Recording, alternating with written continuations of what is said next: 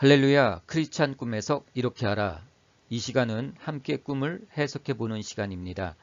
이 시간을 통하여 여러분들의 꿈과 환상 해석의 은사가 하늘로부터 부어지시기를 예수님의 이름으로 축복합니다. 제가 이 꿈 해석을 올리며 다른 꿈 해석과 다르게 말씀드리는 것은 꿈 해석의 결과만 말씀드리는 것이 아니라 꿈 해석의 과정을 함께 말씀드리고 있습니다. 그러므로 여러분들이 이 꿈 해석을 계속 듣다 보면 여러분에게도 꿈 해석의 은사가 입혀지는 것을 경험하게 될 것입니다.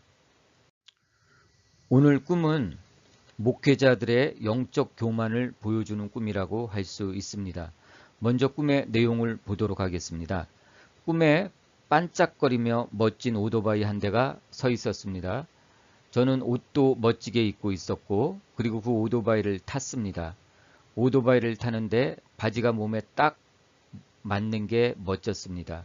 그 바지를 입고 오토바이를 타니 폼이 났습니다. 그리고 시동을 부릉부릉 걸었습니다. 시동 소리도 좋았습니다. 그리고 오토바이가 서서히 움직이기 시작하는데 오토바이가 속도가 나지 않는 것입니다. 천천히 가서 왜 이러나 하고 있는데 내리막길에서 오르막길로 올라가는 곳에 이르렀습니다.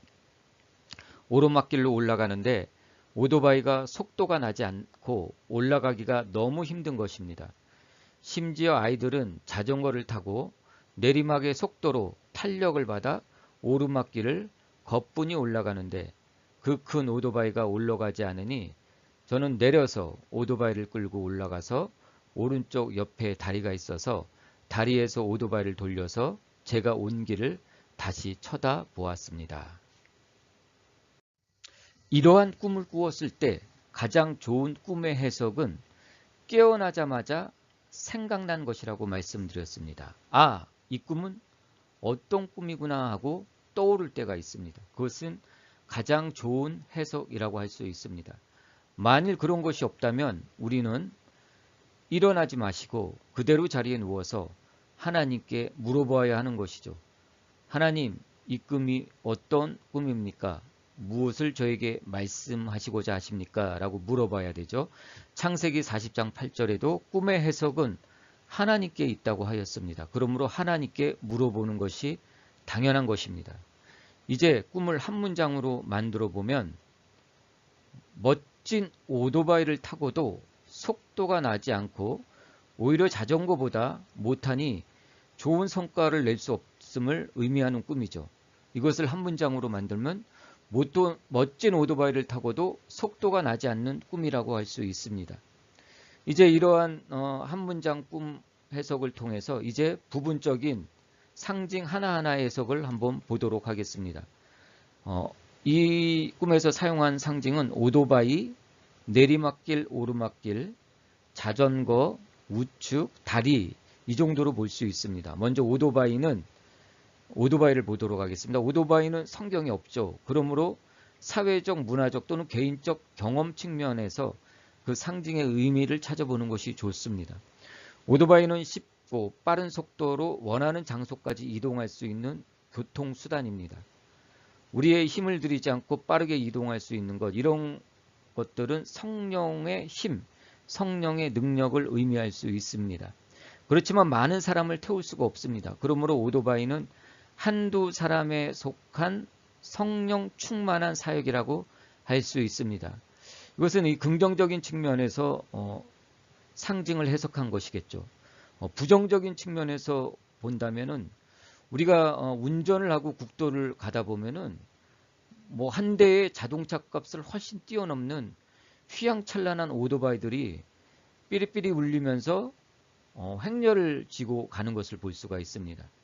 이런 것들로 보았을 때 오토바이는 또한 과시에 가득한 사역이라고도 볼 수 있습니다.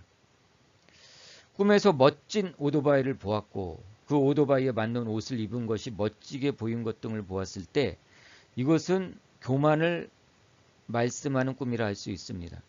그렇게 성령을 의지하지 않고 개인의 가시욕으로 하는 사역이라서 하나님 보시기에 속도도 나지 않고 자전거보다 못함을 하나님께서 보여주신 꿈이라고 할 수 있습니다. 두 번째 상징은 우측입니다. 오른쪽. 요한복음 21장 6절에도 가라사대 그물을 배 오른편에 던지라. 그리하면 얻으리라 하신대 이에 던졌더니 고기가 많아 그물을 들 수 없더라 라고 하였습니다. 마태복음 25장 32절로 34절에도 모든 민족을 그 앞에 모으고 각각 분별하기를 목자가 양과 염소를 분별하는 것 같이 하여 양은 그 오른편에 염소는 왼편에 두리라. 그때 임금이 그 오른편에 있는 자들에게 이르시되 내 아버지께 복받을 자들이여 나와 창세로부터 너희를 위하여 예비된 나라를 상속하라. 곧 이어서 마태복음 25장 41절에는 또 왼편에 있는 자들에게 이르시되 저주를 받은 자들아 나를 떠나 마귀와 그 사자들을 위하여 예비된 영영한 불에 들어가라.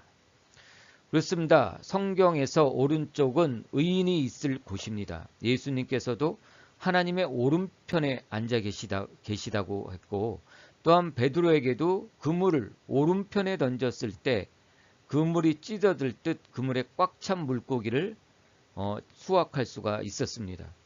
또 하나님께서 이 땅을 심판하실 때에도 양은 오른쪽, 악인은 왼편에 두신다고 하셨습니다. 그러므로 오른쪽으로 꺾어서 있었던 것은 하나님께서 하나님의 사람으로 보고 계심을 알 수가 있습니다. 다리를 보겠습니다. 원래 오른쪽으로 꺾어서 다리에 있다는 것은 이것은 하나로 보는 것이 좋습니다. 근데 먼저 따로따로 먼저 상징을 보도록 하겠습니다. 다리도 성경에 없습니다. 그렇지만 우리가 문화적 측면에서 그 의미를 본다면 다리는 한 단계를 마치고 다음 단계로 접어드는 과정 중에 있음을 의미하기도 하며 또한 어려운 길을 쉽게 건널 수 있다는 의미도 갖고 있습니다. 그러므로 오토바이를 오른쪽으로 틀어서 다리 위에서 자신이 온 길을 돌아보는 것, 이것의 의미는 성령에 의지하지 않는 한두 사람에 의한 사역을 되돌아보면서 이제 다음 단계로 나아갈 수 있는 과정 중에 있음을 의미합니다. 그 다리에서 자신의 성령 충만하지 못했던 사역의 과정들을 돌아보라는 것입니다. 그렇지만 하나님께서는 그렇게 부족한 사람도 오른쪽에 두시겠다고 말씀하신 것입니다.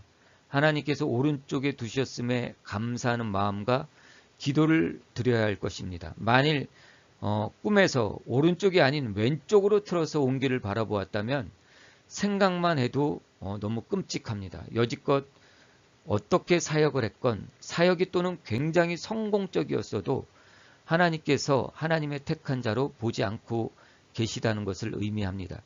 이제 그 다리 위에서 지난 사역의 시간들을 돌아볼 수 있는 시간들을 하나님께서 주신 것입니다. 그래서 이 꿈을 통하여 다시 나의 성령 충만하지 못했던 사역의 순간들을 생각하는 시간을 가져야 할 것입니다.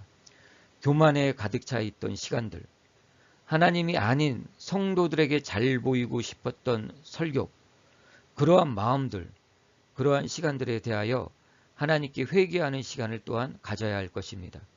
이 꿈은 이러한 메시지를 하나님께서 주신 것입니다. 자신이 온 길을 다시 돌아보는 시간을 가짐으로 다음 단계로 나아갈 수 있도록 하라는 것입니다. 그동안은 성령 충만하지 못한 사역을 했지만 이제는 성령 충만한 사역을 할 수 있도록 기도하라고 주신 꿈인 것입니다. 우리가 꿈과 환상을 해석하는 3단계가 있습니다. 첫째는 보고 듣는 단계입니다. 둘째는 마음으로 믿는 단계입니다. 셋째는 깨달는 단계입니다. 마태복음 13장에도 보아도 보지 못하고 들어도 듣지 못하고 마음으로 믿어 깨닫지 못한다고 했습니다. 그러므로 첫 단계는 보고 듣는 단계입니다.